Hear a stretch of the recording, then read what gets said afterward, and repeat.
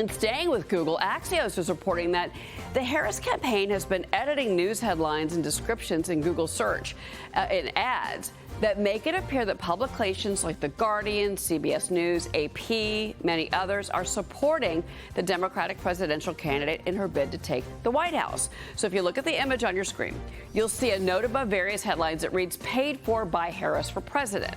This is said to be a common practice in the commercial advertising world, and it does not violate Google policies. CNN, NPR, USA Today all telling Axios they were unaware that their brands were being featured this way.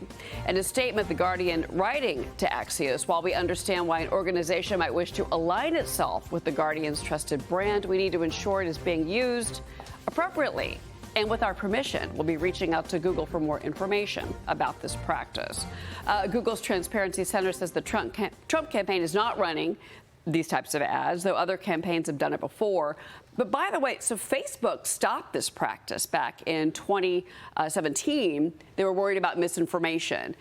So, of course, but Google, no. And so I guess to all of us, we would obviously say paid for by the Harris campaign. But to the average person, I didn't notice. Scrolling your I didn't Facebook notice it. It's hard to notice. Yeah, I made this point on my show earlier. I'm going to make the same point again. I use these readers now, and there's a very unlikely chance that I'm going to see paid for if I'm cranking there. I'm going really through the stories as quickly as possible. Right. And so I'm going to look at that, and I'm going to be swayed if I'm one of these individuals who shares readers like me. I think it's so egregious, given the fact that the whole administration just told us that there's all these cheap fakes out there. And there wasn't one of them. I didn't see one cheap fake. And yet here they are, doing cheap fakes. Yeah, editing these news headlines as well. It's fake news. Well, what's interesting is that, this is the same group of publications that have basically, they were hiding Joe Biden.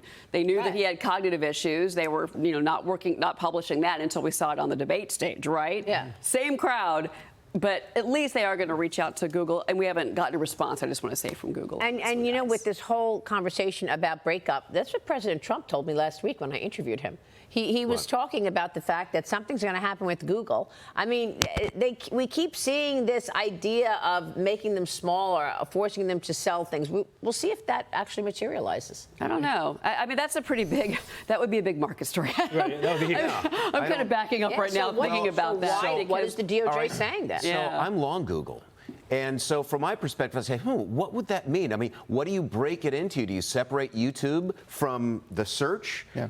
And if so, is the sum of the parts actually worth more than the whole? Might that actually be good? I don't know. But, the operating selling off Android? Yeah, I can't. I know. But, you that would step be back wild. And you think about this monopoly of how these searches are done, and then you take a look at this kind of practice, where there really is different information there. You have this incredible power of shaping opinion in this country. And isn't it interesting, when Google first came out, they said our sort of code sentence is "don't be evil." They knew what they could be capable of. That was their initial. Well, evil, it might be if one person's evil is another person's not being evil, right? It might be that they think it would be evil not to tell the truth about Trump.